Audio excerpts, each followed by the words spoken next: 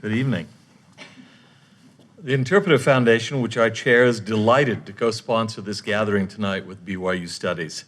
Moreover, it's a genuine personal honor to introduce to you my colleague and friend, Royal Skousen.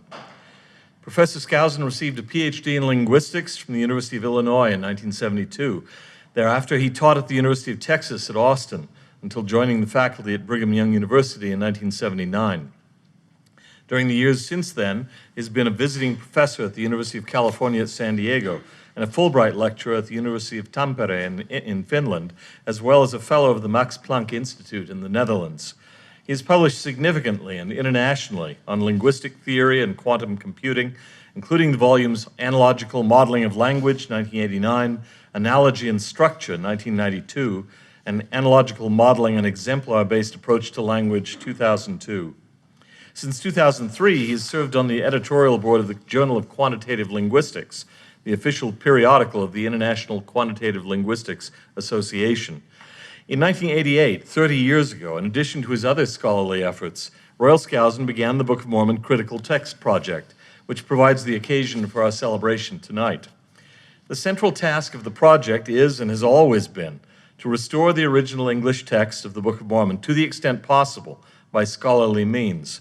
However, in the course of the 3 decades of meticulous scholarship that he has dedicated to this effort, Professor Skousen's work has yielded a number of notable results that exceed even that very worthwhile goal. Before I proceed further, though, I need to recognize 2 other people who have contributed enormously to the project. Having met Sirkku Harkonen during his mission in Finland, Royal married her in 1968. Anybody who knows them and this project at all well understands how involved, supportive, and indispensable she has been to it. Also essential to the success and the quality of the project has been Jonathan Saltzman, whose superb abilities as a book designer, which I know at first hand from my involvement with BYU's former Middle Eastern Texts Initiative, have ensured that the project's volumes are not only scholarly landmarks, but aesthetically elegant and marvelously clear. We're here tonight to mark the appearance of 2 massive books bearing the title The Nature of the Original Language. Together, they form parts 3 and 4 of Volume 3 of the Book of Mormon Critical Text Project. Even if you're as yet unacquainted with that project, those numbers should convey some sense of its scope. Altogether, Volume 3 is titled The History of the Text of the Book of Mormon. Parts 1 and 2 of Volume 3 bear the title Grammatical Variation. Volume 1, which appeared in 2001, is titled The Original Manuscript. Volume 2, the printer's manuscript, was published in 2 parts. Volume 4, Analysis of Textual Variants of the Book of Mormon, was published in 6 parts and has now appeared in a 2nd edition. These are big books in every sense of the word big. Moreover, in 2009, Yale University Press published Royal Skousen's edition of the Book of Mormon, The Earliest Text, a volume that, if I had my way, would be in the home of every Latter-day Saint who reads English. It's very possible that no other text, religious or secular, has undergone such complete and thorough analysis as the Book of Mormon has at Professor Skousen's hand. The Critical Text Project has made full use of the most modern techniques, including sophisticated computerized collation. And I can think of no case of academic textual criticism that is so very much the product of a single scholar's consecrated labor. Royal Skousen believes, and we should too, that the Book of Mormon is sufficiently important to deserve such remarkable commitment. As Grant Hardy of the University of North Carolina observed in a 2006 review of the project's publications by that point, 200 years from now, long after people have stopped reading anything on the Book of Mormon now in print, students of the Book of Mormon will still be poring over Skousen's work. What he has accomplished is nothing short of phenomenal. If I were asked to identify the single most noteworthy aspect of this project, I think it might be what I've previously called, and will call again, Royal Skousen's fierce integrity and independence. When Adolph Ochs assumed control of the New York Times in 1896, he famously declared the newspaper's intention to publish the news impartially, without fear or favor. Whether the Times has actually lived up to that lofty vow is dubious, but that Royal Skousen has done so is beyond reasonable dispute. While he has willingly accepted input from trusted fellow scholars, he has made all of the final editorial decisions himself. He does not tolerate carelessness or interference from extra academic agendas. There have been no committee decisions. There's been no dictation from the church, let alone from any other entity or individual. It's all about rigorous, demanding scholarship.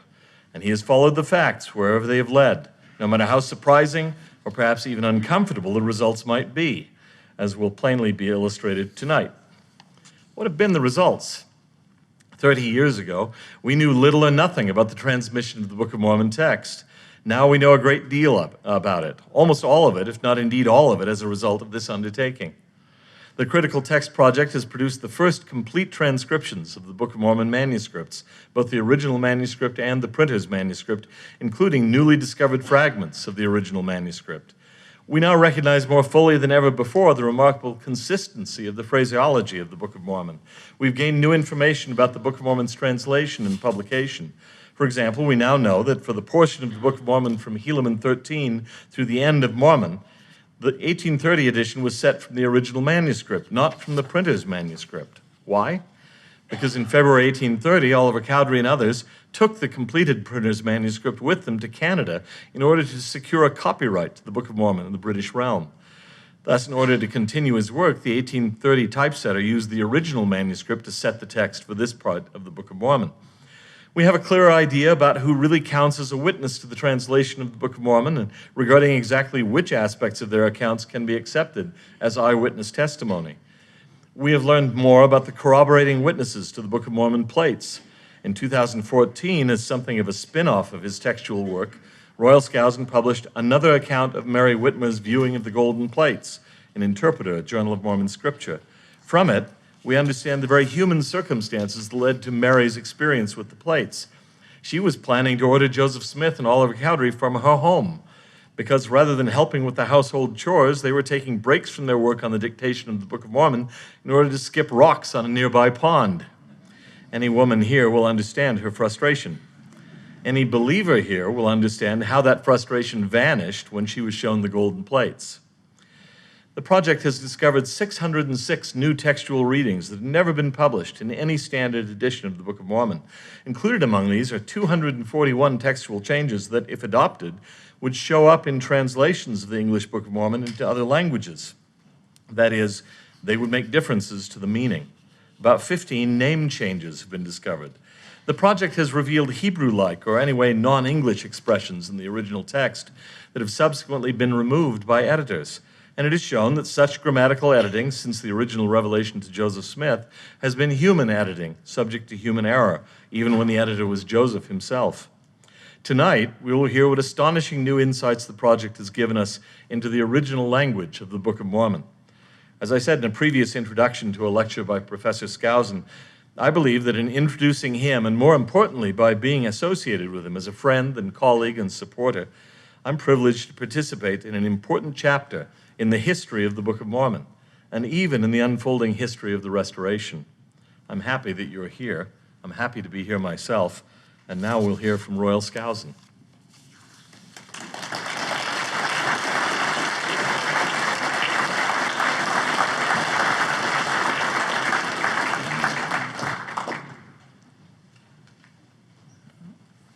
Thank you, Dan.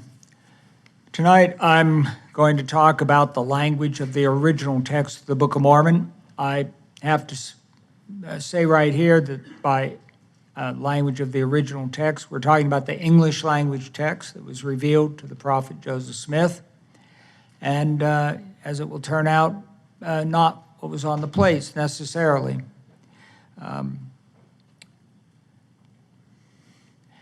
As Dan has already mentioned, there are a number of volumes that have been published as part of the critical text. They're, I think, on view over here. The blue ones are Volume 1, Volume 2. There are 3 of them, the transcripts of the manuscripts. The Joseph Smith Papers is projecting publication of photographs, all the photographs with the original manuscript. There's only 28% that's extant. In 2021. And in 2015, though, the Joseph Smith Papers did publish the printer's manuscript, my transcript, revised according to their system, and the photographs that they had taken of that manuscript before it passed into our hands just a short time ago. We are in the process of doing Volume 3. There are 7 parts. Originally, I was going to have 6 parts, but the 2 parts that we're discussing tonight, I originally only was going to have 1 part, but the material kept coming in, and I had to deal with it. So we have 2 parts. I'll discuss that in a moment. Volume 4 is finished. The first edition was done from 2004 through 2009, 1 book a year, 6 parts, going through the text of the Book of Mormon, providing arguments for how it should read originally. And so that was completed in 2009, and then there was a second edition with some corrections and so forth in 2017, and that's the 2014 is online with the Mormon Interpreter and Book of Mormon Central. You can go on and look yourself without having to purchase the books. But if you want an actual physical copy, there is the second edition. Volume 5 is a complete electronic collation of the Book of Mormon. I'm the only one that's got that at the moment. And there's a reason for that, but it's mainly so I can control what I'm doing and not be, shall we say, harassed by everyone that wants to put in their 2 bits about things. They'll have to do it later. Well, that's the way it is. In any event, I want to show you what this looks like. But when we finish Volume 3, we're on the we've got over half of Part 5 now typeset, and when we finish that, we'll release also the computerized collation. It will be in a word-crunched version, and so it's all searchable. You can look up "and it came to pass" and find out every place it exists in the text, every place Joseph Smith deleted it for the second edition 47 times, and so forth. And so you can make a study yourself. You can check me as well.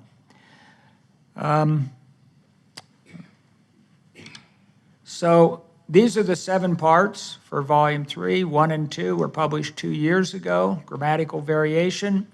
When I was doing analysis of textual variants, the 6 parts, I promised the reader that if you want to find every case where which was changed to who or whom in the Book of Mormon, that it would be listed, printed, and discussed in this additional volume. And it ends up being 2 volumes, and those were the first 2. And you can those are available. And there's additional aspects to it, which I'll mention. And now we have got 3 and 4, the nature of the original language of the Book of Mormon. That's implied. 5 will be on the King James Bible in the Book of Mormon, particularly the long quotations. They're much more interesting than maybe what you thought when you were reading through them, or skipping them, I think. Spelling in the manuscripts and editions, there'll be a whole section on that.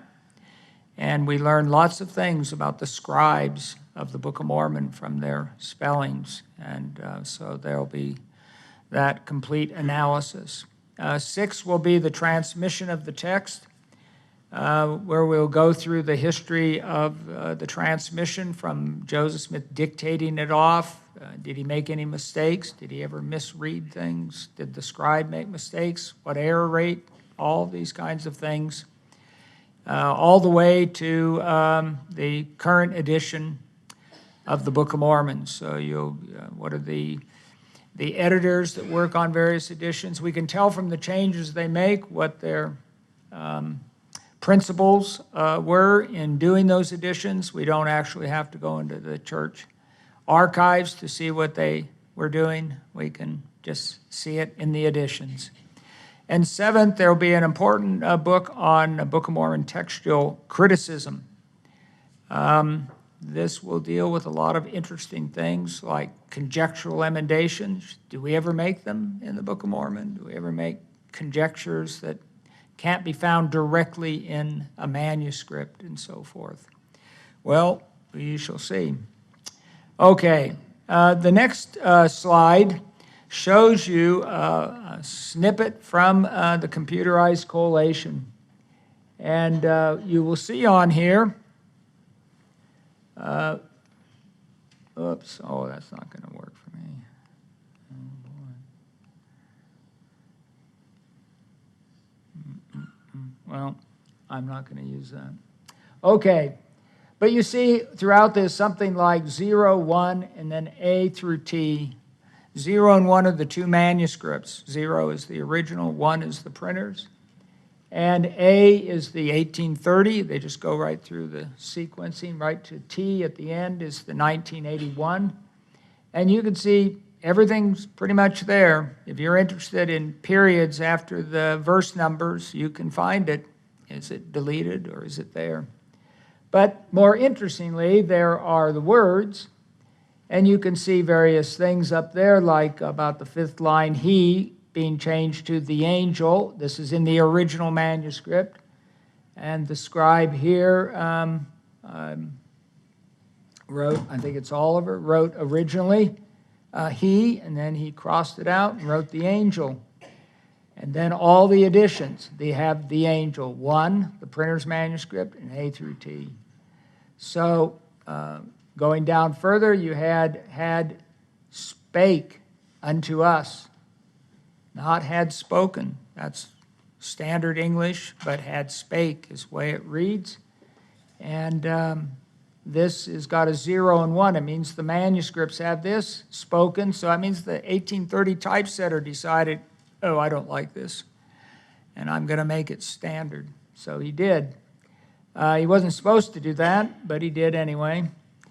You'll also notice there are things in bold. Bold means that this actually exists in the original manuscript, so the actual writing. And finally, there's underlining. And you see underlining some of the bold, but some of the underlining, like again, if you go down near the bottom, or murmur, we're not going to put in the misspelling. We'll put in the standard spellings in the, and this is for the Yale edition. So you see underline, murmur, and again. And so this is what the computerized collation looks like, but you won't use it this way. You won't search it linearly. You'll have Word Cruncher to help you search it. And okay. So at the end of doing analysis of textual variants in 2009, I arranged it 1 year before finishing it with Yale University Press to publish the results of my work. It's called The Book of Mormon, the Earliest Text. We didn't call it the original text, even though my work is an attempt to recover the original text. We only have 28% of the original manuscript, and it's a little specious to go around saying, well, I just know my text is what Joseph Smith received in the instrument. It's the original. Textual critics tend to do this. Whatever they come up with is the original. But this is not really good. And so I came up with the idea of calling it the earliest text. So it's based on mostly the manuscripts. There are conjectures based on evidence elsewhere in the text and so forth. One of the striking things in the earliest text, besides the restoration of non-standard English, is sense lines. I decided to follow some sense of putting them according to where they would break at phrases and sentences and clauses and so forth, much like how I believe Joseph would have read it off to his scribes as he was dictating the text.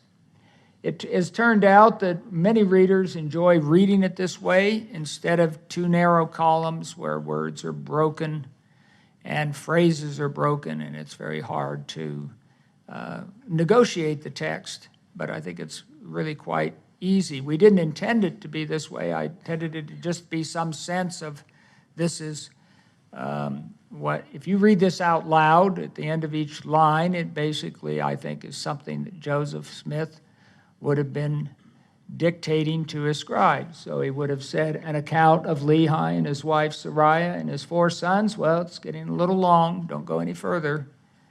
And then being called, beginning at the eldest, and so forth. So that's what we're attempting. Now, we don't know where Joseph Smith, when he dictated it, where he actually ends. There isn't really any indication from the scribes, the way they took it down, to show this. I've looked for it, but there just doesn't seem to be much. The only thing you ever find is the quill starts to break apart, and they have to sharpen it and so forth. You get that kind of thing, or they run out of ink, you'll get that, but you're not getting any real evidence for where Joseph is breaking in his dictation. But it's in sense lines. You'll also, this is, let's see, the next, so this shows the next page, and you'll see the verses are out in the margin because there are no verse numbers in the original. Even the chapter numbers were original. The word chapter wasn't original. It's all been added. And Joseph, as he was dictating, apparently could see an end of a chapter. And he just told the scribe, write the word chapter. They had no numbers. No numbers. There's no numbers appearing. There's not even the word chapter.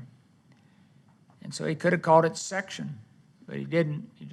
So they wrote the word chapter. The ink flow for chapter is the same, and Oliver's writing it. It's the same. It doesn't change. But the numbers are added later. Heavier ink, more carefully done, and sometimes they got off. Put the wrong number in. So the typesetter had to correct some of that. And once they put the color, it was in blue ink, they put the chapter number. The chapter numbers are not a part of the text. Now, the original chapters are a lot longer than our current chapter system. Orson Pratt broke up the chapters, and he wanted to add verse numbers, and he didn't want long verses, and apparently he didn't want any chapter having 100 verses. Now, the RLDS, the Community of Christ, have kept the original chapter system, and so they have some chapters with 200 and some verses. And so they retain the original breaks, shall we say. We have lost the original breaks that were there. The original system is based on narration, narrative wholes. So when you read about Nephi going up to get the plates of brass, it's all one big story. There's no chapter breaks. So if you're reading a chapter a night, you read the whole story. You don't get to break it up. Okay. Well, one of the big findings of the Book of Mormon has to do with the bad grammar. In the 1830 edition, when it appeared, there was almost this outrage. This was supposed to be the Word of God, and there it was with things like, in them days, and they was yet wroth.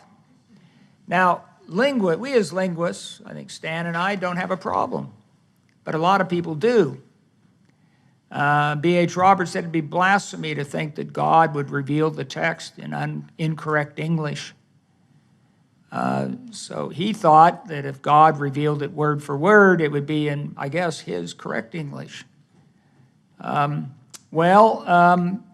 So that in and of itself is not an issue. But it has always bothered Latter-day Saints. It bothered Joseph Smith, I think, because in the second edition, he removes most of the non-standard that he can find, that he identifies, and he makes it into a more standard kind of English.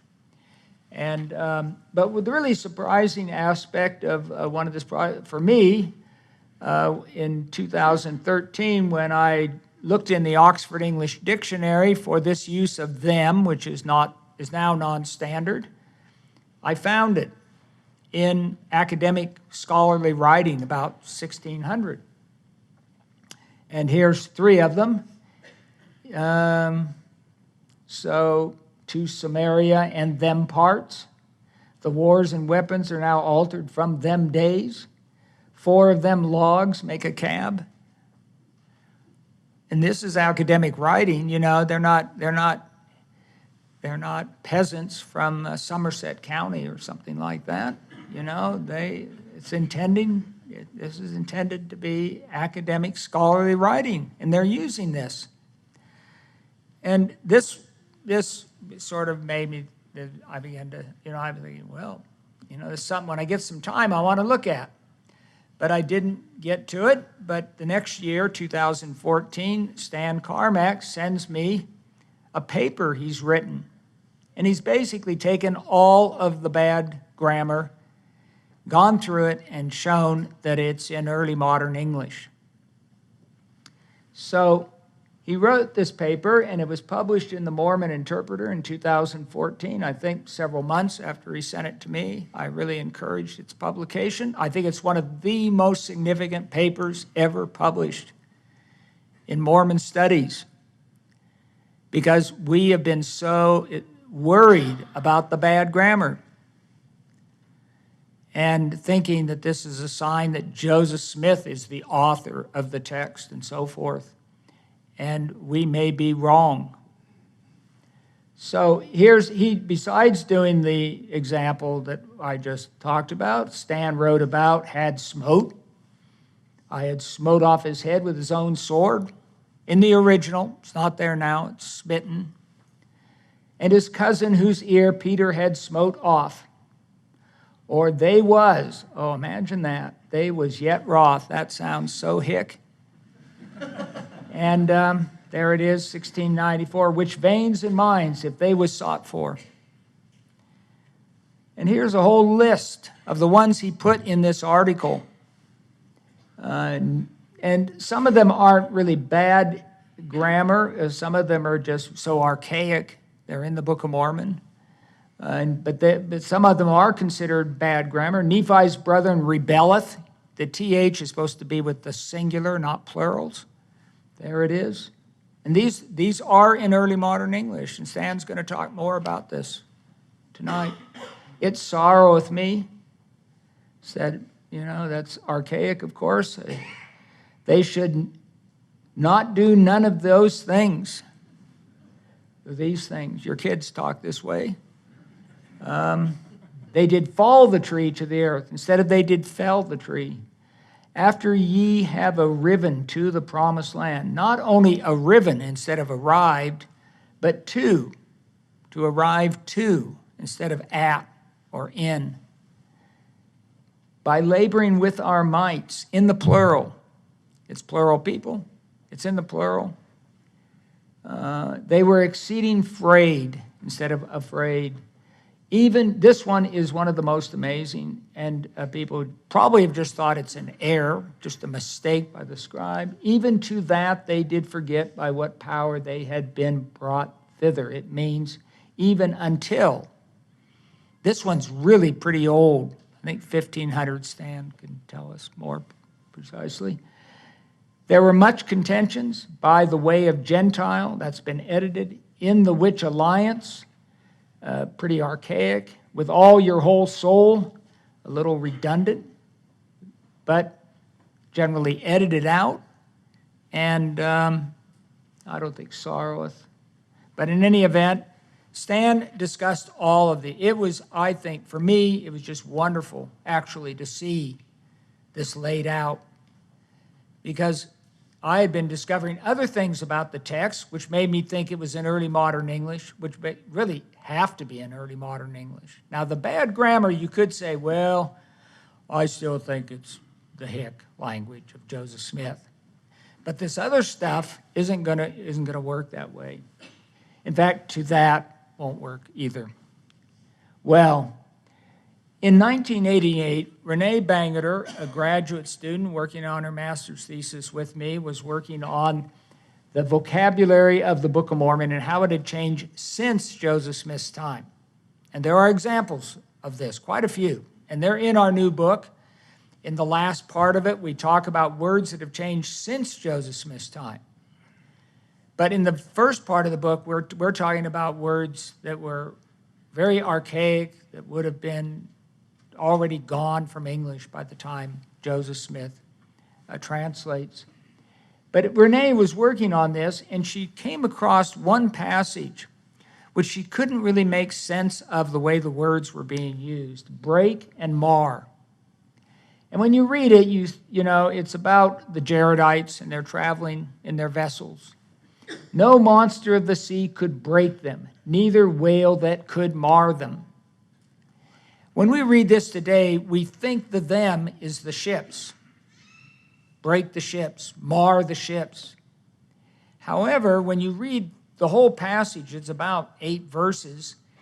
Them, they, them, their, them. They all refer to the people of Jared.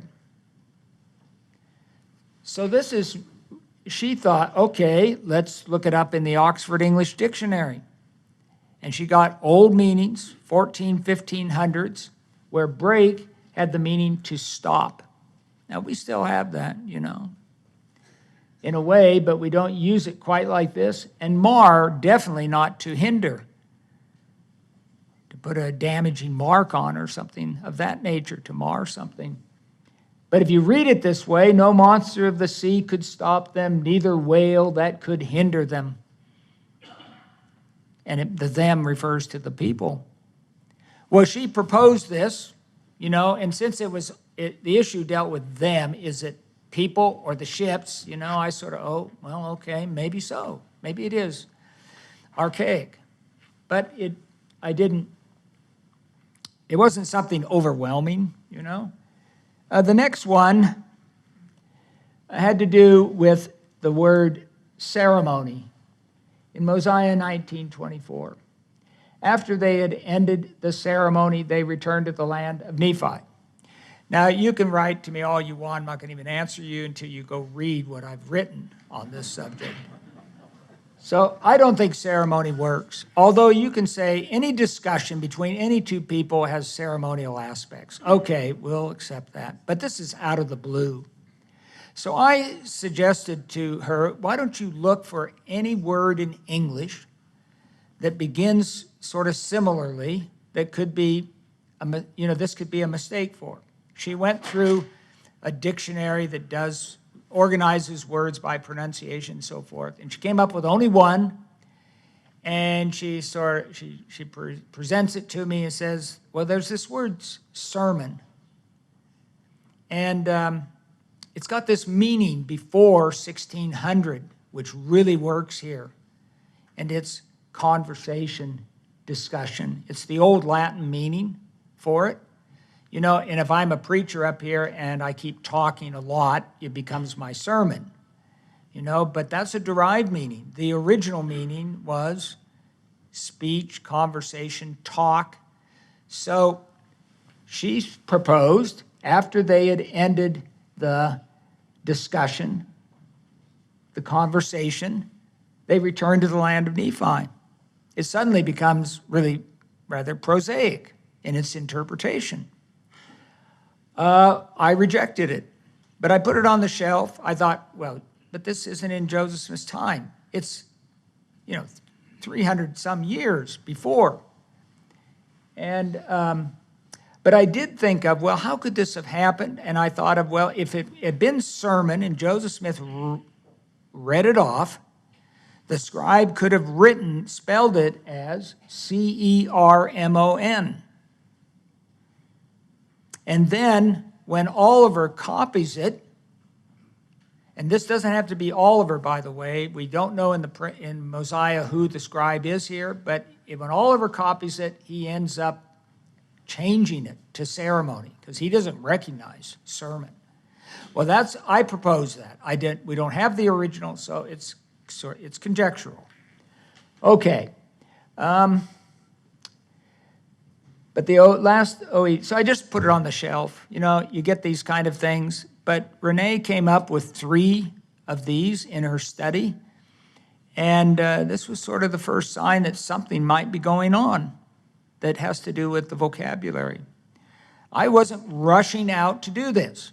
You know, some people have me just falling over myself to accept this hypothesis, and we have to look at a lot of other things. Well, we'll see a lot of it when we finally start opening our eyes and looking for it. Okay, well, the one that actually triggered me into going out and starting to look was Christian Gellinek, who had joined the church, used to visit me before he joined the church. We had lots of discussions in my office, but he had joined the church, and he met me outside the BYU library, just by happenstance, and he says, Royal, I think that where the Book of Mormon says pleasing bar, I think it's pleading bar. And he knew of this term. It's a legal term. In the 15 and 1600s, a person on trial would stand in front of a bar, maybe to protect him from the judge, the judge from rushing the judge, who knows? But if it was a bar you could hold on to too, and you'd have constables. We have pictures, paintings and so forth of this kind of thing.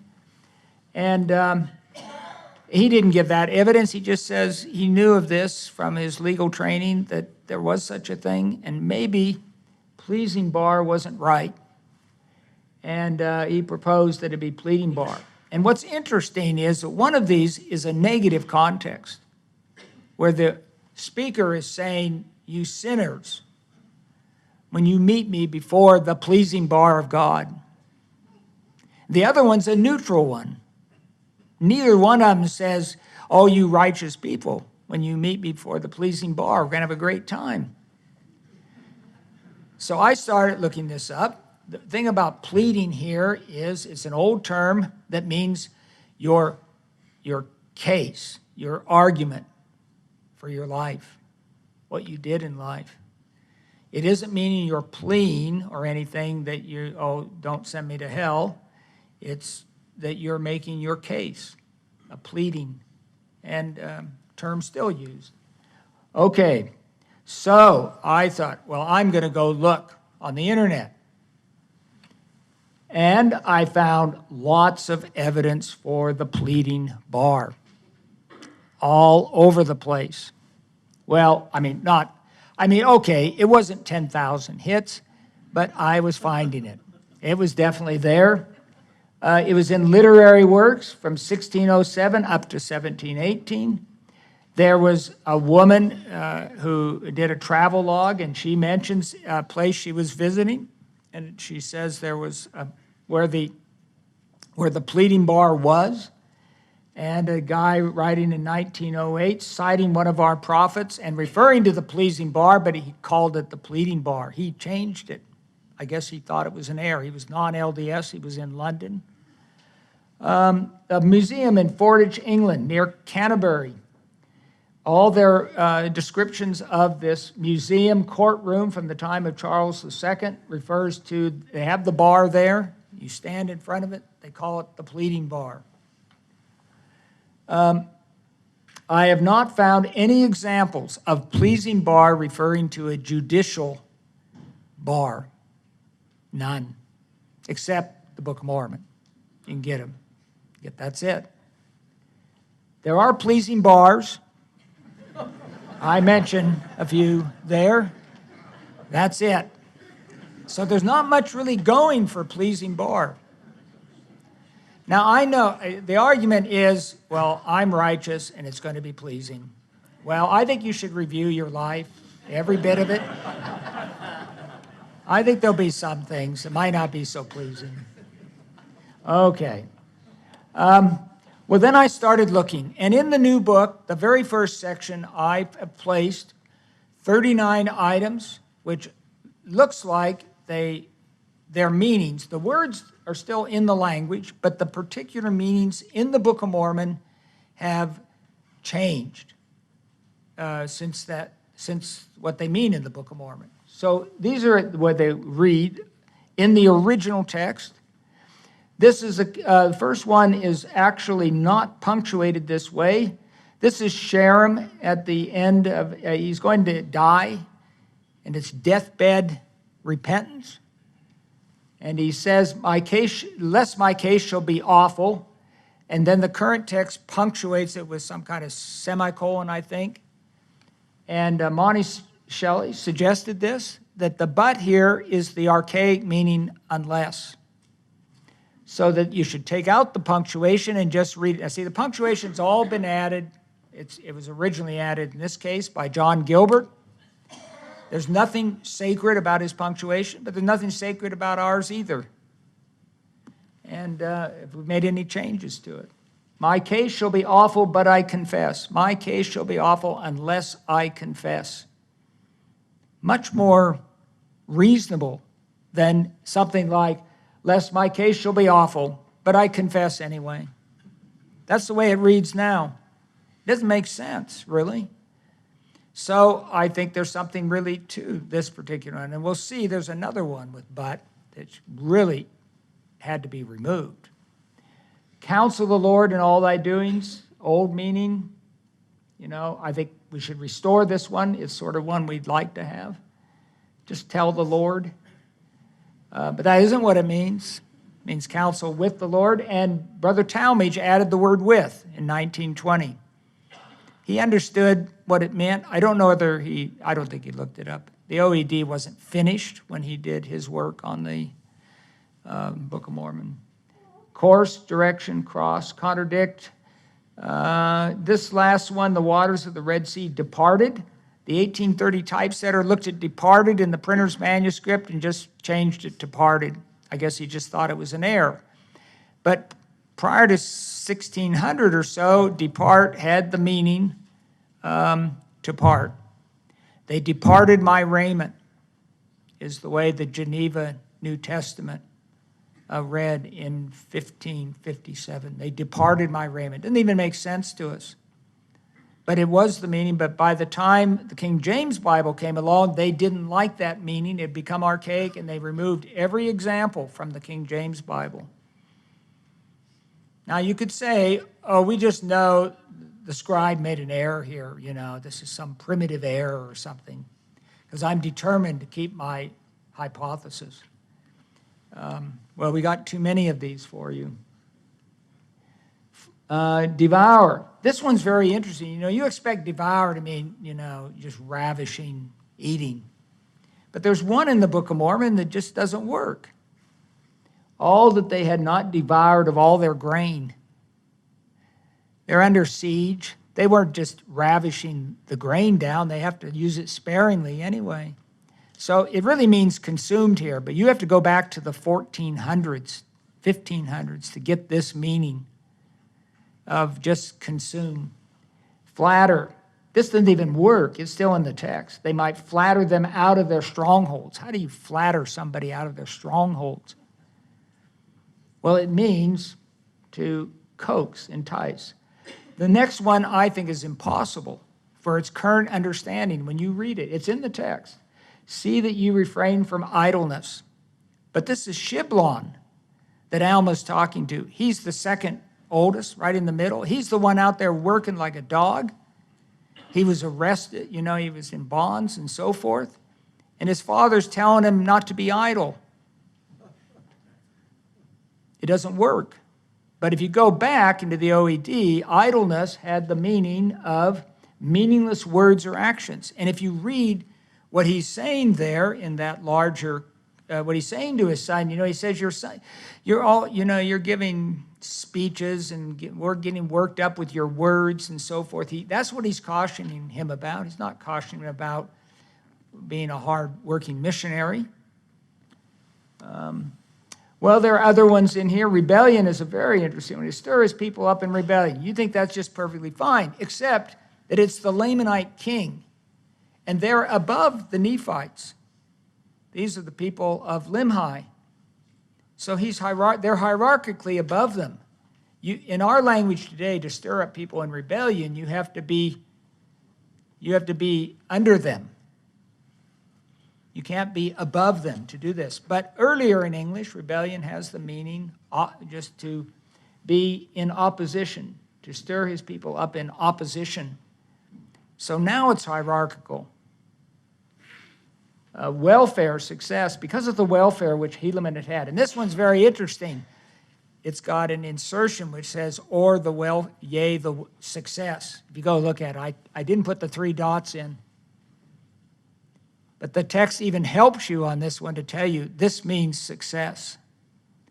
And that's an old meaning. Whereby, meaning why? Whereby hath my father so much sorrow? I guess you can sort of figure it out. We haven't removed it. It's in the text. Well, you start getting this. There are 31 that I discuss in the first section. And trying to give pretty good, from the OED and databases and so forth, that it's not being used this way. It's still in the language, but with different meanings. Then there are, in the third section, archaic phrases in the Book of Mormon. This first one is really important for understanding why they execute one of the sons of Pahoran, because it says that he was about to flatter away those people. You mean they're really going to execute him because he was going to do it? That's what we interpret about to mean. But originally, about to also had the meaning you were going about it. He was going among the people. And flatter, of course, has that other meaning of trying to coax them, to work them into a frenzy and so forth. So he was actually doing something that was illegal. And so it makes much better sense if you have that meaning. Be aware means to beware. It's been changed. Begin to means begin to the creation of the world. Sounds really bad. It's in early modern English, and it's been changed. This next one, but if he yielded to the enticings of the Holy Spirit, it doesn't even work for us. It means unless, though. Brother Talmage sort of figured it out, I think, from context. To do away. So if there's more to it than this. It looks really bad English here. But them which shall do these things away and die.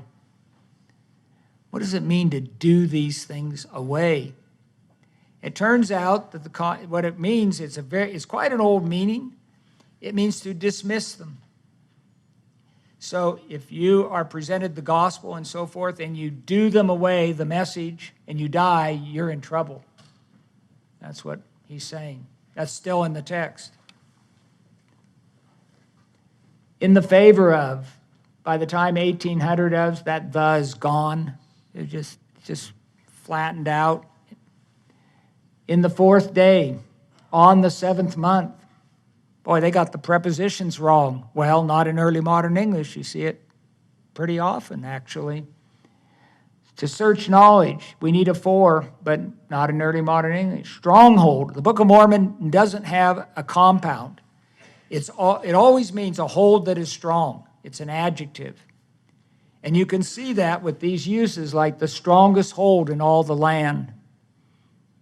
Those are in the original text, and you can't get rid of those very well. But all the other stronghold we made into one word. We fused it.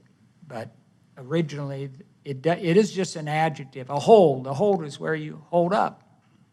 You got strength to protect yourself. To that. There's our to that. Even to that they did forget by what power they had. These are really archaic. And that one has been edited. Even that they did forget. Joseph, in his second edition, I believe, just removed the to.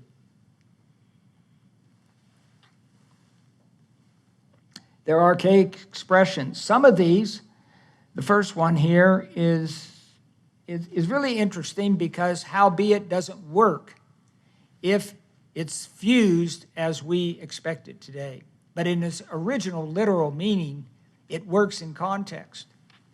So the Lord saying to the brother of Jared, I prepare you against these things, for howbeit ye cannot cross this great deep, save I prepare you against the waves and the wind. And it means, however it may be, no matter what, you're still going to need my protection to get across. And this, if I recall, has been deleted. It was fused into one word and then deleted so that you won't be confused. Well, your confusion is because you don't understand early modern English. And there are other ones here, lay and watch and so forth. Nevertheless is a very good one. This one still in our text, and this is really bothersome if you try and read it. And Jesus saith unto them, Pray on. Nevertheless, they did not cease to pray. Huh? It's one word, it's been fused, but the original meaning of nevertheless is by no means less. So it means pray on. And by no means less did they cease to pray. Did they not cease to pray? It's a multiple negative. You just have to forgive them. And there's William Tyndall using it, nevertheless. They're very literal there, of course. What is it, meaning why is it, and so forth. When we start looking, these have very often been edited because readers can't deal with them. Some of them are still in the text, and we just read over them, and I think we sort of wonder, but we just keep reading. That's the point of Scripture reading. Just keep reading. Okay, now, I've tried to look at every word in the Book of Mormon to see when it came into English. According to the Oxford English Dictionary, some of the Oxford English Dictionary is a little late, so we go and look at some of the databases and find they're earlier. These are the only 3 words that I've got in the Book of Mormon that are late. See, now my hypothesis is the vocabulary is dating from 1530s to 1730s. It's about 100 years or more older. Well, there's one word that is clearly not old. It's heft. It occurs once. It's in the 8 witness statement. And in one of my sections in this book, I go through the 8 witness statement and argue that it was probably written by Joseph Smith or a contemporary. It dates from 1829. So there's heft. The other 2 show up in the OED later, but they can be created at any time within English. Hinderment. Instead of hindrance, hinderment. But it can come from government. Government. You can take meant and add to a verb. Very common creation within the language. And ites, Book of Mormon is the earliest. The Oxford English Dictionary should have it. Earliest use of ites. But it can be created too from Israel, Israelites, and so forth. These last 2 don't really count as independent word creations, but the first one does. There's only one. Now that's sort of amazing. Suppose you're going to create a text, translate it, and you want to make sure every word is at least 100 years old in English. You wouldn't even know where to start. Now, you might know something has come into English in the last 20 years, but would you know that something came into English 70 years ago, 80 years ago? Probably not. You just got to read the Oxford English Dictionary on the weekend. I know that was a cheap shot. Okay, so are there expressions? Okay, this is transparency time. Are there expressions which we have not, which really they're longer, we found them, that don't fit into my hypothesis? Well, one of them is a descendant of used with plurals. They are a descendant of the Jews. Alexander Campbell complained about this one. This is the only one he got right. He had a right to complain about, because we haven't been able to find it. The earliest I found is on Google search, 1884. Then it starts showing up. The Gentiles must be reading the Book of Mormon or something. I don't know. It's showing up. Morrow month could not get until early 2000s on the internet. I think it was a bunch of Mormon guys writing some science fiction stuff. I don't know, but there it was. It's disappeared now. I can't find it anymore. But I wrote it down, so I put it in. Wax strong in years, 1895, Google. Now, you can understand these things. I think they're all understandable even earlier in English, but, I'm putting them out there. These are ones that I haven't even been able to find after. This Book of Mormon's unique, as far as I know. Cite your minds forward to urge you to consider. And maybe I haven't even interpreted it correctly. Pollutions. People who are polluted or who pollute, not the actual physical pollution, but people. That use, and maybe it's an error. It only occurs once. Then this next one can't be an error. Retain, meaning to take back. The Book of Mormon usually it means to keep. You retained it, you kept it.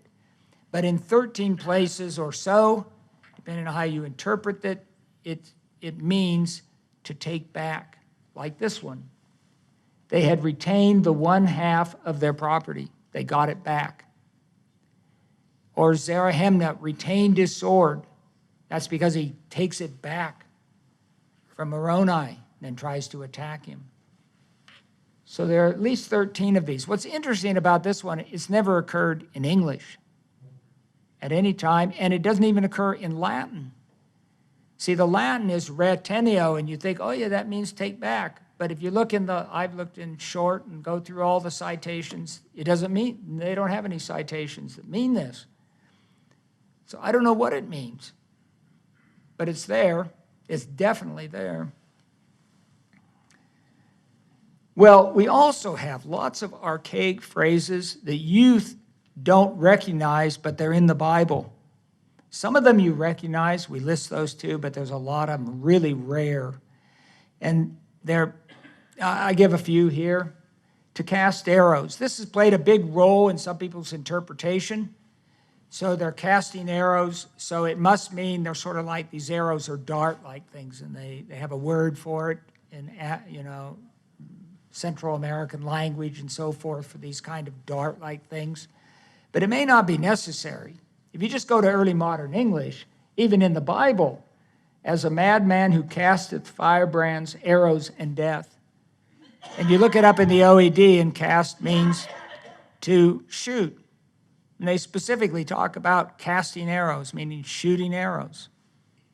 So, and may not be a problem at all. For the multitude, for as many as could come for the multitude did kiss his feet. And it means, given the size of the multitude, not everybody got to kiss his feet. And we have it in the Bible. It's used with the word press, which is the meaning multitude, crowd.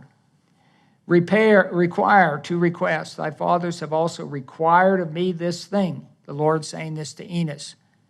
And I think it means requested, not actually forcing him to do it. I was ashamed to require of the king a band of soldiers and horsemen. It's in Ezra. It's also, I think, in Proverbs 2 times. If Joseph Smith did this, what a genius.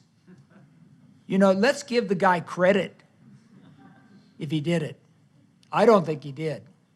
I think the text was given to him. That's my belief. So in 1831, Alexander Campbell wrote the first really strong critique against the Book of Mormon. And as part of it, he basically said, Joseph Smith is just commenting on all the political and social issues of upstate New York for the past decade. That's all this book is, and it's written in his bad English. And he lists these things. And this thing you see all over the place. A lot of historians keep quoting this thing. Well, there's 3 of them in there that I don't think are in the Book of Mormon at all. And I've got them in bold. Transubstantiation, I don't think is in the Book of Mormon. There's no discussion either for or against the Catholic idea that when you make the blessing on the sacrament, it changes the bread into the flesh of Christ and the wine into the blood. There's no discussion. The only phrases that are used in the Book of Mormon are the very same ones that are used in the Bible. There's no discussion of it. Penance, the idea that you go to someone and confess, and he tells you that for you to get repentance, you have to go do certain things or pay certain things or whatever. You've got to go to Canterbury, give a donation, this kind of thing. There's nothing like that in the Book of Mormon. No penance at all. Freemasonry, I'm sorry, it ain't there. People have been trying so hard to say it's there because there's secret combinations. Well, I'll come to secret combinations, but there just isn't anything there, in my opinion, about Freemasonry, but they try. See, in 1828, Freemasonry became an issue in the presidential election, and they referred to it as a secret combination. Aha, that's where Joseph Smith got it, from his milieu. Well, I've been looking, I sat down and I decided, okay, I'm going to look at the Book of Mormon and try and not think, okay, it's upstate New York, it's the issues of 1800s, I'm going to look at it. What are some of the big things that are in the Book of Mormon, and try to not be biased. And I keep finding things that are coming from the Protestant Reformation. Big issues then, not in Joseph Smith's time. The very first one, we just ignored, burning people at the stake for heresy. When was the last time anybody was burned at the stake in the United States? Or even in the colonial times, they hung them and so forth. But 1530s, 1550s in England, that's what they get a Benedict for. And it's for a heresy, too. The king says, because you said God would take upon him flesh and come down upon the earth. And also you're bad-mouthing me, the king. He threw that in, but his first line of attack was heresy. On the day of judgment, each person will stand at the bar of God and make their case. The bar of God is the judicial bar doesn't exist anymore in Joseph Smith's time. So it's sort of passé. Secret combinations are common in the 16 and 1700s in attempting to overthrow the government and the church. The very big one was the attempt by Guy Fawkes and other Catholics to blow up Parliament in, I think, 1605. Well, Guy Fawkes days. We celebrate this, or the Brits do. In any event, so when we look up secret combinations in EBO, this is early English books online, we get all these citations from the 16 and 17 up to the 1700s of secret combinations. None applied to Masonry ever, except one in 1790 applies to Masons. And it's about an illegal union trying to control the price of labor for bricklaying. That's it. But there's all these ones about trying to secretly join together to overthrow the government. That's what the Book of Mormon's about, on the secret combinations. An awareness of there are 4 pairs of words that William Tyndale and Thomas More debated in the late 1520s. And here they are. And the Book of Mormon treats these as if you know what these issues are. For instance, whenever you see charity in a passage, there's going to be something in there telling you, oh, by the way, charity means love, the pure love of Christ, and so forth. It does this constantly because it knows you don't know really what charity means. You think it's out there giving alms to people and so forth. That's what Tyndale complained about. But the King James Bible has both, and so the Book of Mormon has both, but the Book of Mormon is attuned to the issue. By the time of Joseph Smith, this is no longer an issue, but it's in the Book of Mormon. A complete rejection of child and infant baptism, in agreement with the position of the Anabaptists. They were considered the radicals because the Lutherans and the regular Reformists and the Anglican Church wanted to just moderately change Catholicism. But the Anabaptists went radical. And one of the things that was the first thing they did, that's why they're called Anabaptists, baptized again, which that isn't what they believed. They believed they were never baptized. And they had to be baptized as adults, as agreeing adults. And they paid for it. The first 2 martyrs were rebaptized in the river in Zurich by Zwingli himself, under his direction. And, when you read Mormon's account of the people that believe in child baptizing, he's pretty worked up He says you're going to hell if you believe this. Now, that isn't a big issue in Joseph Smith's time, but if you were back, if you were an Anabaptist and thinking about what Zwingli and others were doing, yeah, they were going to hell. They not only believed in this, but they acted on it. So I don't know, did Mormon have a vision? They did have this vision, sort of what the future was. Maybe they saw some of this. I don't know. But you see this sort of sense in the book. A strong preference for piety and living and worship, the Puritan lifestyle throughout the Book of Mormon. The sacrament is a symbolic memorial and includes spiritual renewal. You read the prayers, it's straight out of, no, I'm not going to answer questions. You have to wait.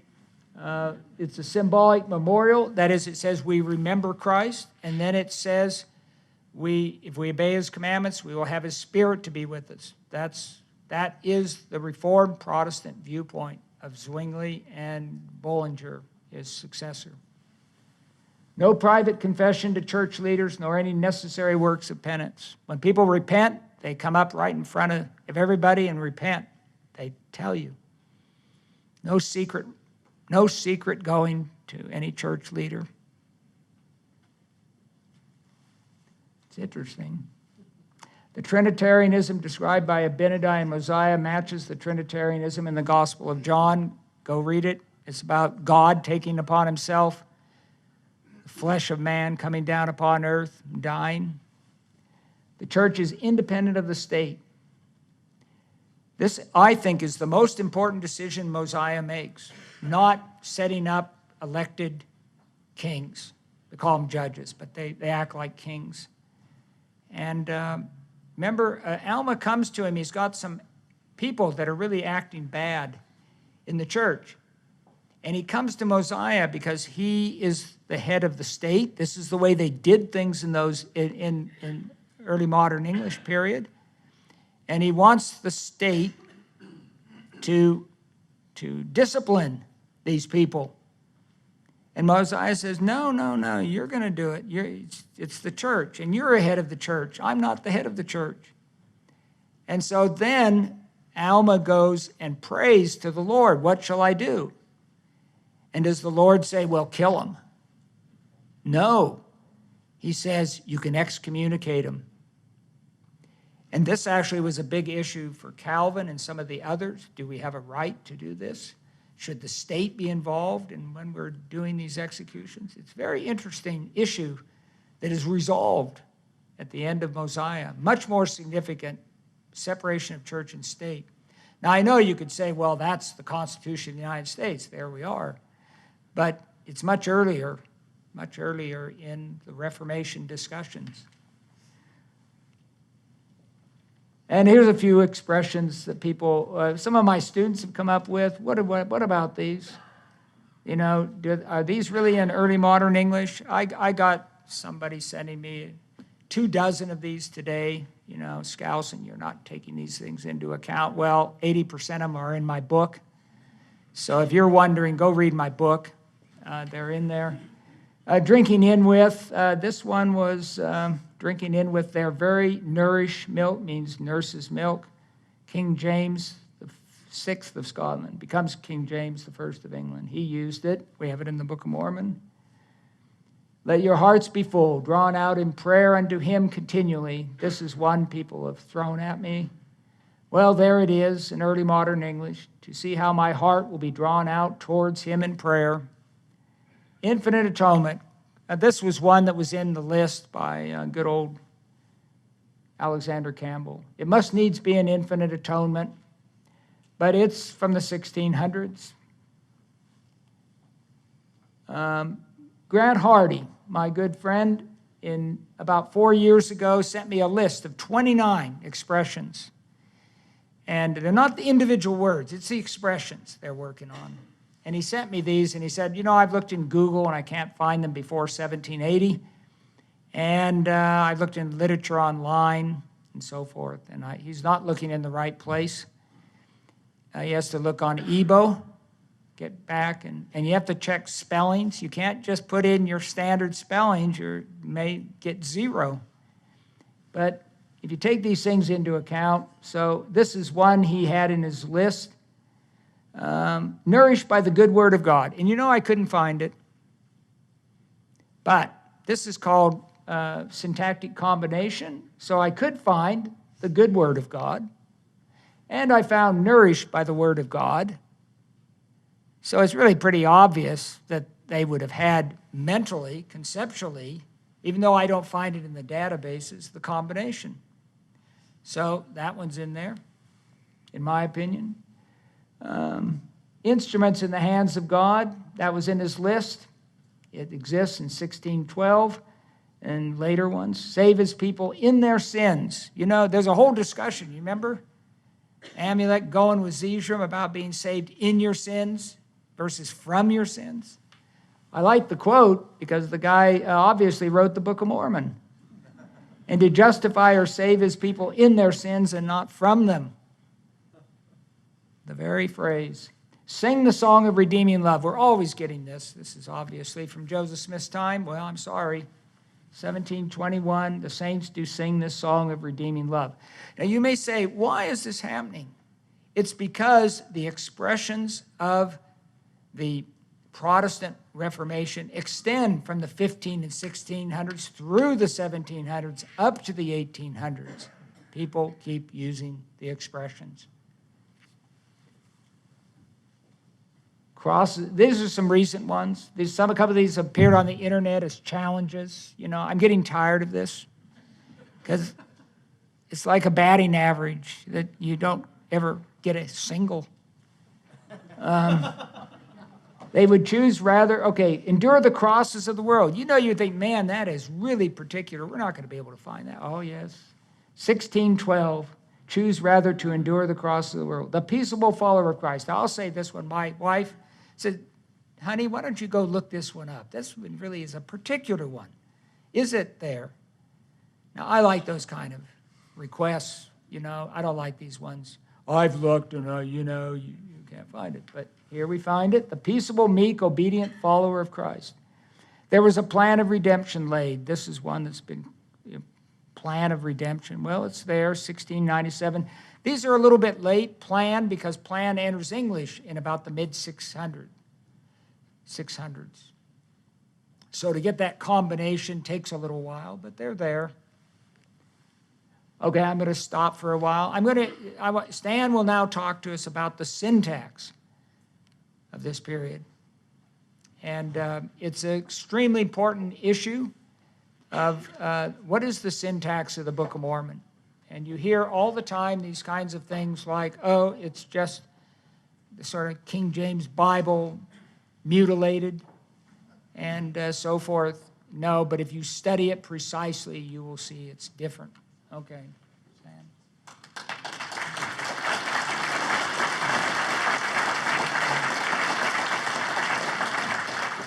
I'm not done.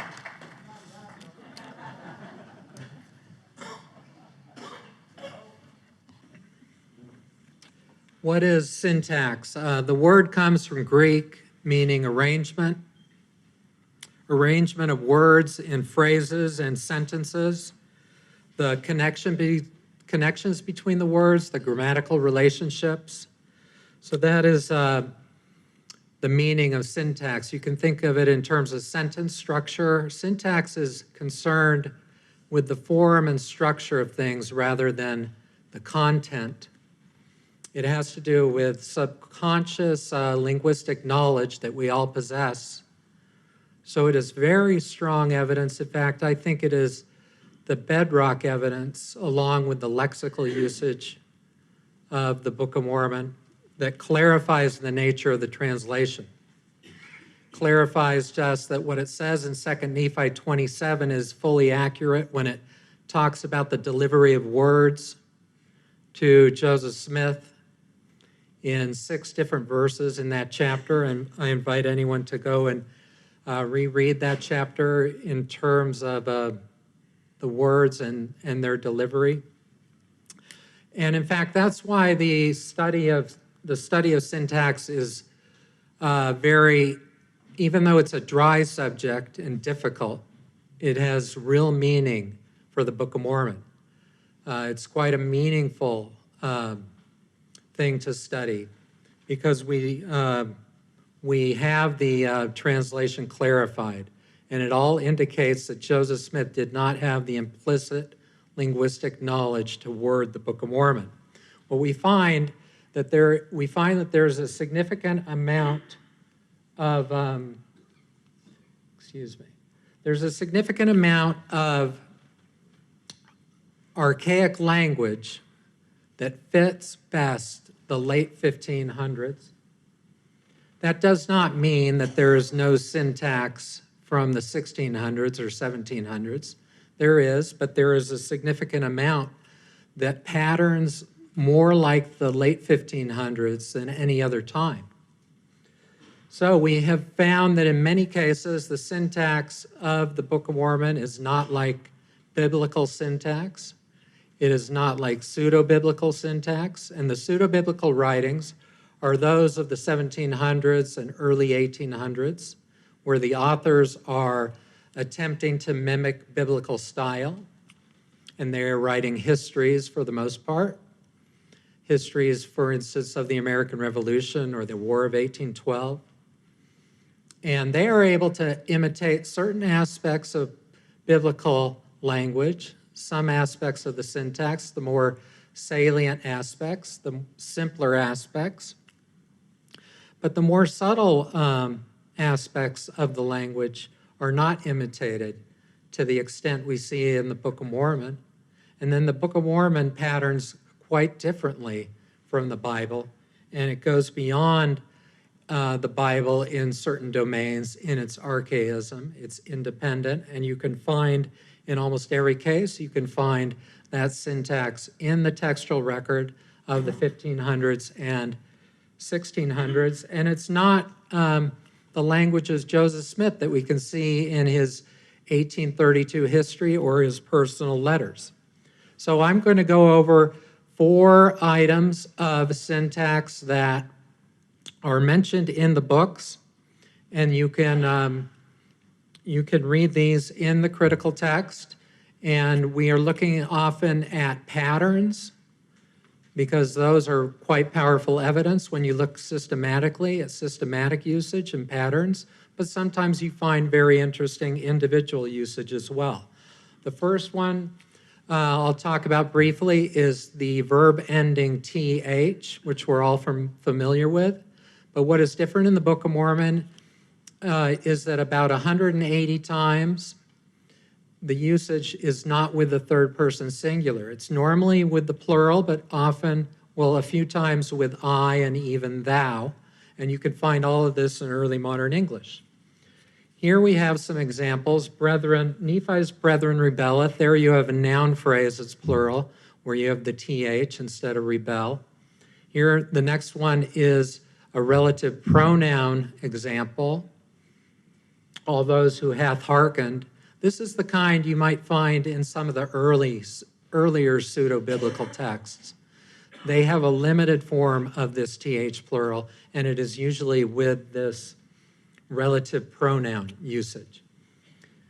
We have escaped from the Nephites, and they sleepeth. This is the kind you will not find in either the Bible or the pseudo-biblical text. It's with pronouns. Now, it's not common in the Book of Mormon, but there are a few of these with they, and even with we, and with ye, as in ye hath or ye doth. The last one here is an example of the early modern English pronoun constraint. You can read linguistics articles where they mention this. What you have is the customary verb form, have, directly after the pronoun, but in the conjoined predicate, you get the th form. And the Book of Mormon has 5 of these just with the verb have, and it has 1 or 2 others with other verbs. And that's what I mean by it gives us a complete view of earlier th usage that is non-standard or unexpected. And most of this we find in the 1500s. That was the highest rate of use. And but you can find it earlier and you can find it later in the 1600s, and it was dying out in the early 1700s and becoming quite rare after that. The past tense usage is another item of that's very interesting, that was most prominent in English in the late 1500s. The Book of Mormon has about 1/4 of the past tense expressed with did right next to the infinitive. That's the kind that was dying out by the end of the 1600s when it is immediately adjacent to the infinitive. The Book of Mormon, if you don't count it came to pass, it's 24%. If you count it, it's 20%. Also, the Book of Mormon is just not an indiscriminate use of this paraphrastic past tense did. It shows sensitivity to early modern English patterns. For instance, in the case of the verb say, it was relatively disfavored to use did say in early modern English, and in the Book of Mormon, it is used 1% of the time, nowhere near 24%. If you look at the fourth example there, you'll see an example of variation with didst. You'll see thou didst forsake the ministry and did go over into the land of the Siron. You'll see that variation in early modern English occasionally in the 1500s and 1600s. And then the last example is paraphrastic did, where we have a rare form of negation where the not follows the infinitive. Normally you would have did not care, as we're used to today. But you can find, for example, in Fox's Book of Martyrs, you can find did eat not. So again, we have a full form of the paraphrastic did from early modern English in the Book of Mormon. Another thing that is quite dry but interesting for a linguist to look at, that tells us a lot, tells us that the wording of verb complementation was extremely unlikely for Joseph Smith because it's very heavily finite in the Book of Mormon, but not in the Bible or in the pseudo-biblical text or in modern texts or in Joseph's own language. So here, this example from Helaman 9:19, we have the simple finite, which you'll find in the text. The complex finite would be with Nephi expressed first. They caused Nephi that he should be taken.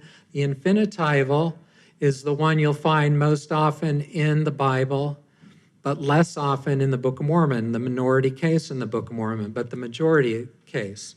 They caused Nephi to be taken. The complex finite is very interesting, and it's an impressive, unlikely part of the Book of Mormon. You have, in this case, the Book of Mormon really is a philological achievement in its use of complex finite complementation. In particular, with the verb cause, that first example there. There were about 7 different variants that could have been used in this verse had Joseph Smith received ideas or thoughts. And this would have been the 7th of those 7 in terms of likelihood for him to have used. He can cause the earth that it shall pass away.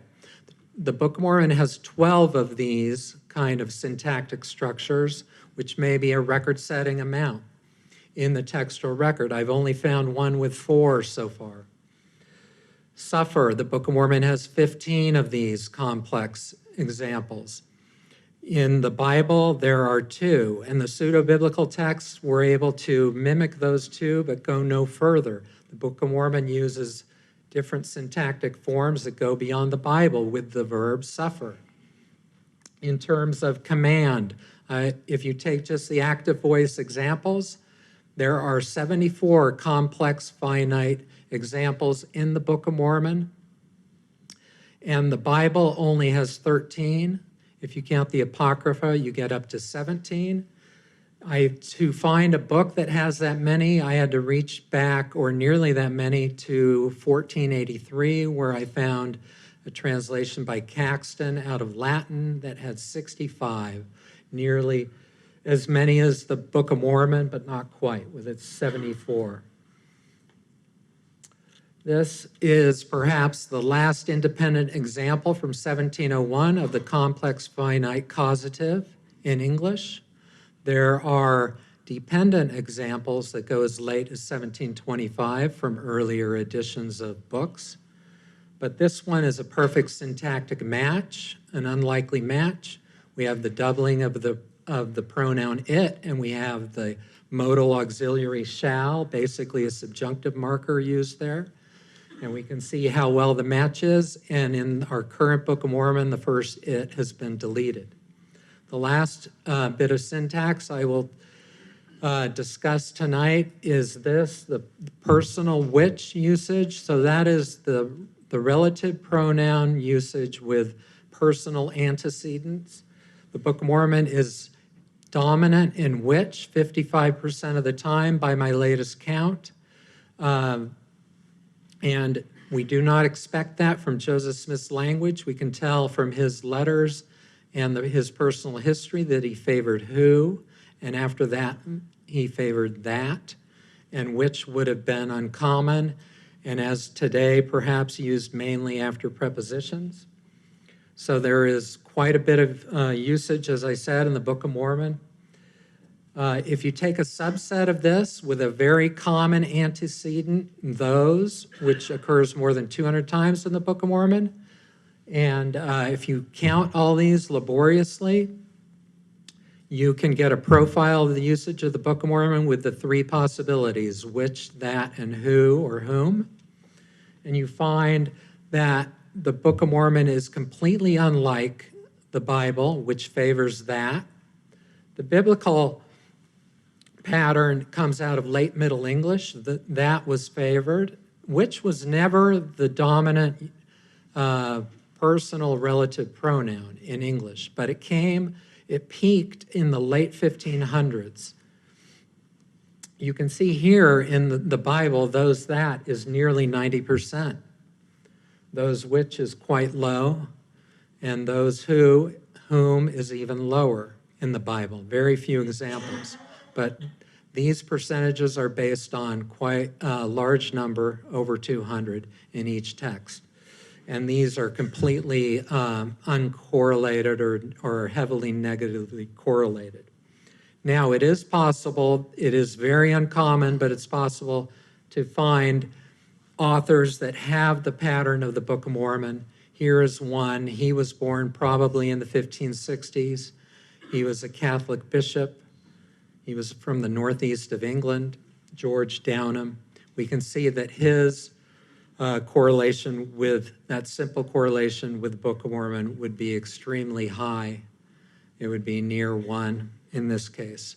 So the Book of Mormon usage is not unattested, but it is in no way biblical or pseudo-biblical or like Joseph Smith's own preferences. And notice that these would be subconsciously produced in great part.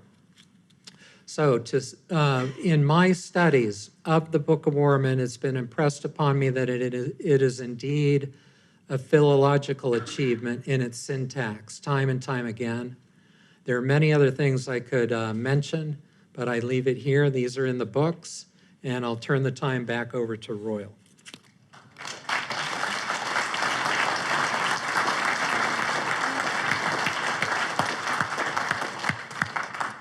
You see why Stan's a crucial part to this project. He pays a really good complementary aspect to my work. Okay, I'm going to finish this up quickly, I know.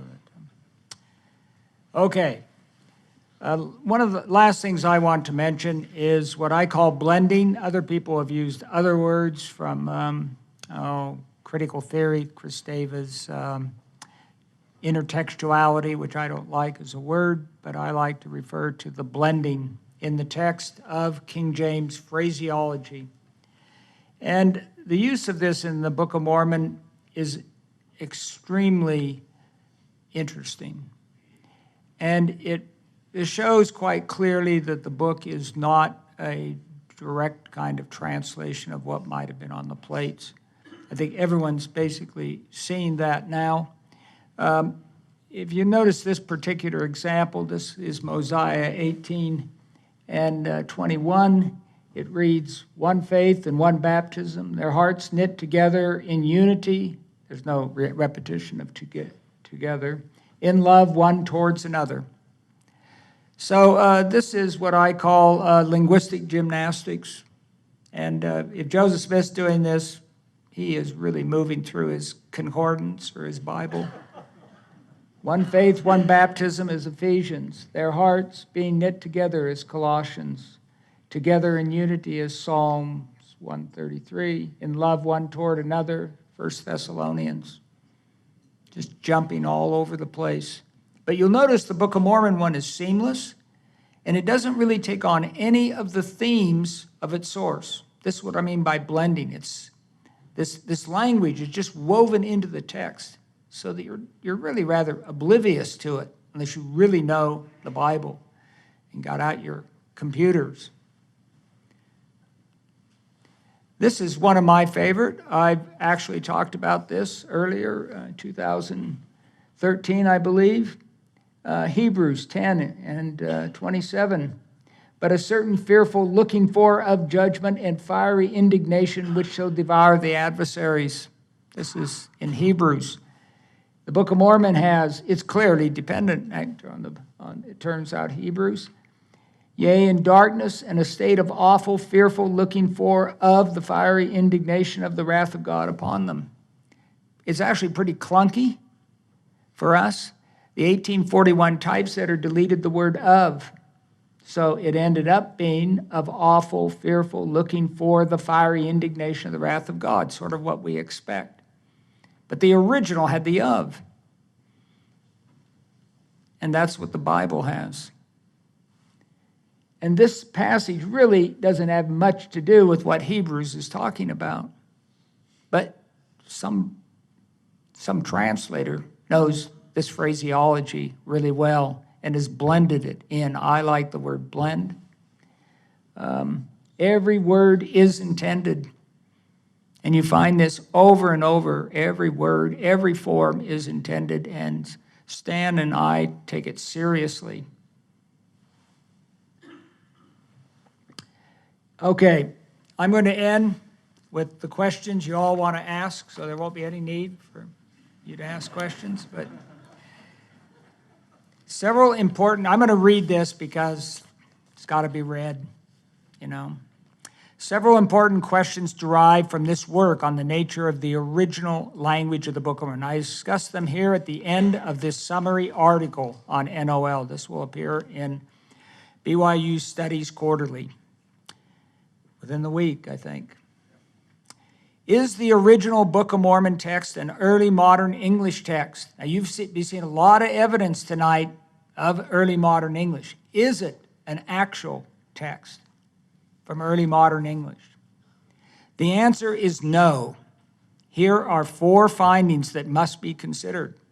The word retain often takes the meaning to take back rather than the expected meaning to keep. This etymological meaning for retain has never occurred, as far as I know, in the history of English. B, in the original text, we have the nearly consistent use of the extra conjunctive and, a little word, after a complex subordinate clause and before its following main clause. Now that's a lot of hunk of syntax. But here's an example. Originally in Moroni 10 and 4, and if ye shall ask with a sincere heart, with real intent, having faith in Christ, and he will manifest the truth of it unto you. That's the way it reads in the 1830 edition. It reads in the printer's manuscript. Joseph Smith took out the extra and, but it's in the original. As far as I know, this syntactic structure, which is Hebrew-like, but is strictly speaking not a Hebraism, has never occurred in English. C, in the Book of Mormon, the use of the perfective auxiliary have is considerably more frequent than the archaic perfective auxiliary be for verbs of motion and change.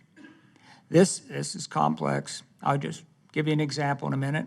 This syntax appears to date from the late 1700s, nearer to Joseph Smith's time than from the early modern English period, which definitely favored the perfective, be, as in, he is risen, he is come, the be verb. Now, we today say he has risen, he has come, but that's really quite modern. The Book of Mormon has got more haves than it should be if it is actually in early modern English.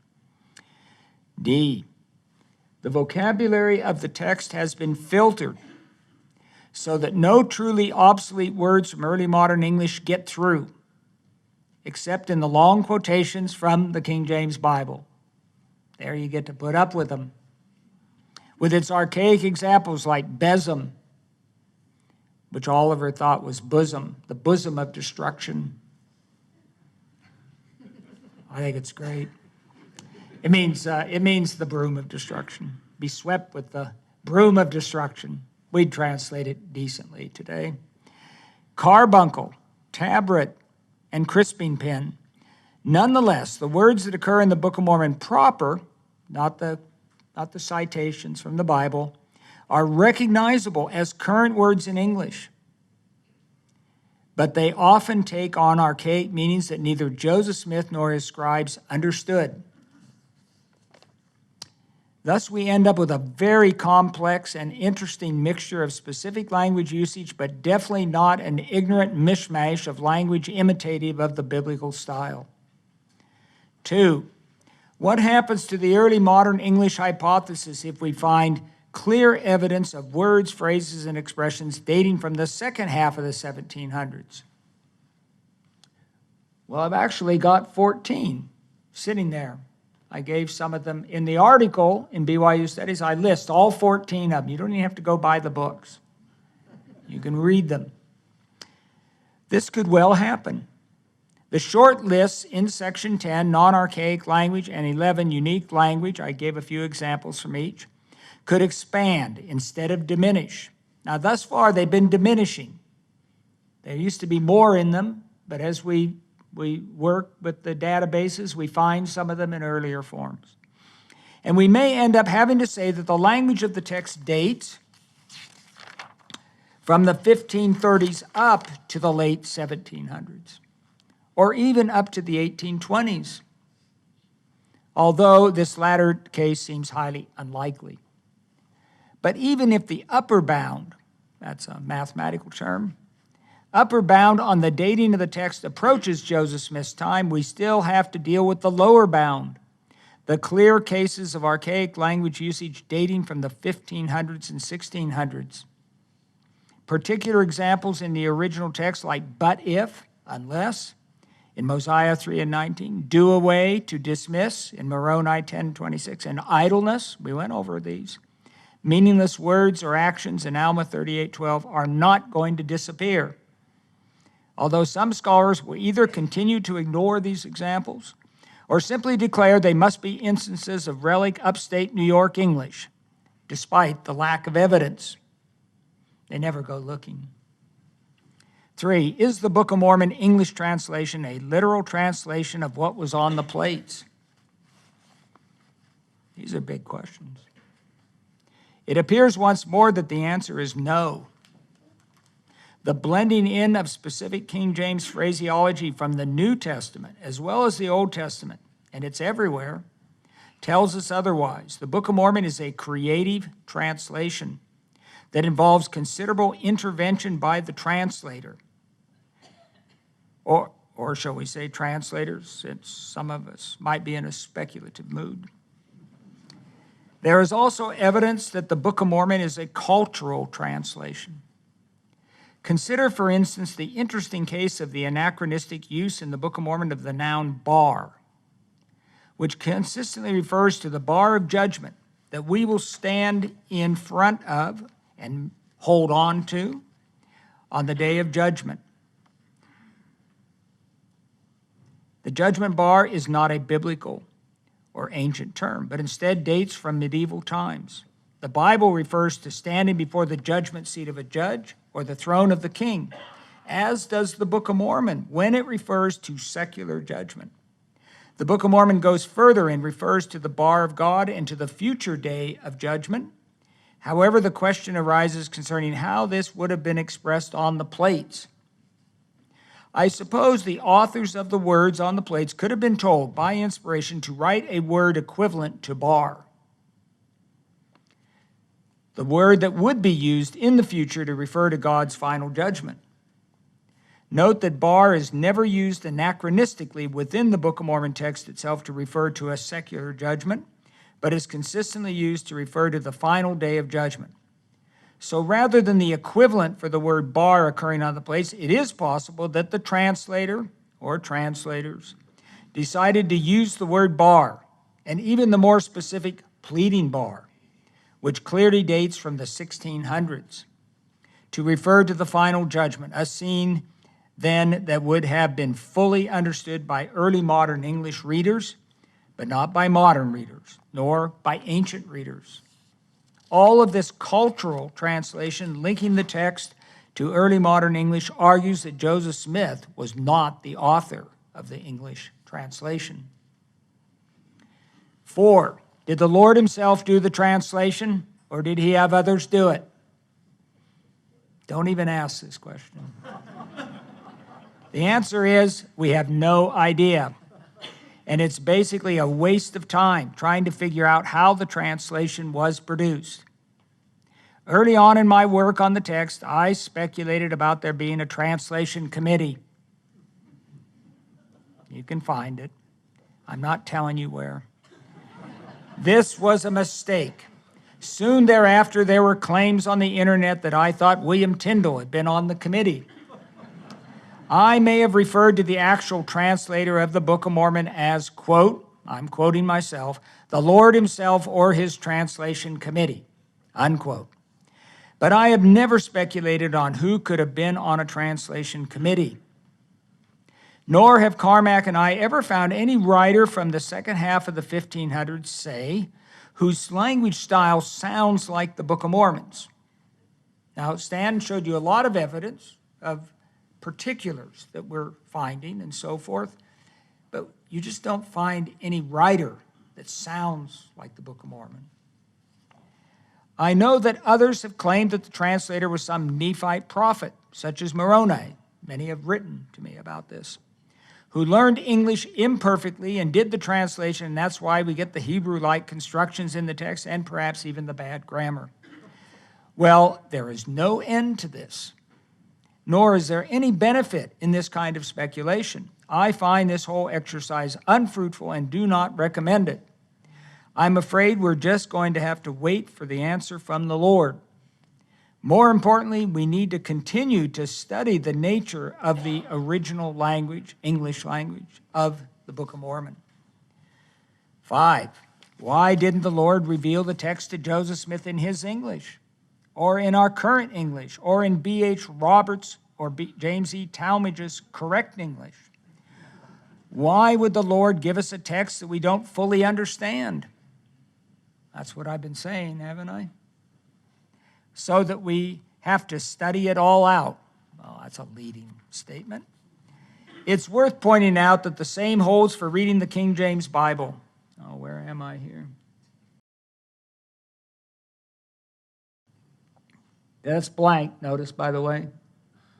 One, pretty much blank. Okay. It's worth pointing out the same holds for reading the King James Bible.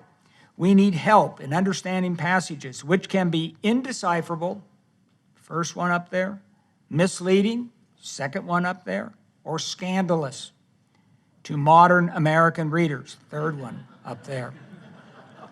I am not going to read this out loud. As in these examples where I also provide a modern literal translation from the English Standard Version, which pays respect to the King James text and to the Greek and Hebrew originals. So, what? You have no idea what this means. And someone hath touched me, for I perceive that virtue is gone out of me. Jesus lost virtue when the woman touched his garment. I've heard Sunday school classes argue about this. and I let them. It's sort of enjoyable to see it. The third one I've never heard a Sunday school class talk about. So, in fact, even reading the scriptures in their original Greek, the New Testament, or in their original Hebrew or occasional Aramaic, the Old Testament will not solve this problem. We don't precisely know what all the words mean, even in the original languages. All of Scripture reading is difficult and requires study. So, 6, is there a need for a modernized text of the Book of Mormon? Now this part, you can just delete if you want. So let's see here. Let's get rid of the scandalous stuff. Okay, there are 3 possibilities I'm going to mention. As far as the non-standard grammar goes, we already have that kind of text for the most part. Of course, we could go further and make a thoroughly modern English version without any archaic syntax, thus avoiding verbs with the inflectional endings est and eth, and the archaic pronouns thou, thee, thy, and thine, as well as eliminating archaic words like yea and nay. Going in the opposite direction, the Yale text of the Book of Mormon restores the original non-standard grammar and all the original archaic syntax. Yet in reading that version, modern readers may stumble over expressions like in them days and they was yet wroth. In other words, they stop reading the text and wonder what's going on. And what about all the changes in meaning discussed in this new work, the nature of the original language? Should we have footnotes for all of these changed words in the Book of Mormon? And the English language continues to change. So a few centuries down the road, we may very well be forced to have an English text with notes explaining an increasing number of changes in the language. This is what we already have begun to do with our LDS King James Bible. Or we will need a conservative modern translation of the Book of Mormon, but one that pays respect to the textual tradition. For scholarly work, of course, I think of this, you don't want to start out Nephi, first Nephi, call me Nephi. That is not paying respect to it is paying respect to Moby Dick, but for scholarly work, of course, there is no substitute for the earliest text along with its conjectural emendations. In that case, not only do we accept the non-standard language of the original text, we embrace it. And we take the text seriously as words revealed to the prophet Joseph Smith from the Lord. Ultimately, then, we may need 3 kinds of text. An annotated and grammatically correct Book of Mormon for more literate and educated readers, one that basically retains the King James style of language. 2, a modernized text for English readers of all economic, cultural, and linguistic backgrounds, one that basically eliminates all the early modern English language. That's going to be tough to do that one. And 3, a scholarly edition that restores all the original readings, including the non-standard grammar, as well as conjectural emendations that have sufficient support and remedy actual deficiencies in the text. Of course, some of us will simply skip the first 2 alternatives.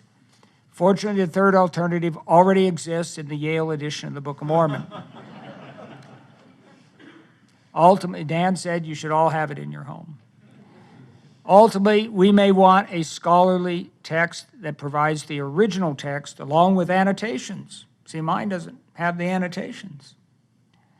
Explaining the archaic usage, whether lexical, semantic, or grammatical, as well as notes specifying significant changes in the history of the text. A true, full-fledged reader's edition. In conclusion, we end up with these general results with respect to the archaic nature of the Book of Mormon. 1, the words, phrases, and expressions mainly date from the 1530s through the 1730s. The syntax best matches that of the second half of the 1500s. And 3, there is an astounding blending in of King James phraseology from both the Old Testament and the New throughout the Book of Mormon. The nature of the original language is much more than an encyclopedia of Book of Mormon usage. It is a whole new way of looking at the Book of Mormon text. And the main point is that the original language of the text is complex, and it is going to take work if you want to consider the text seriously. The day of casual claims about the language of the Book of Mormon is over, especially those general statements that the language is a crude imitation of the King James style intermixed with Joseph Smith's dialectal usage. Thank you very much.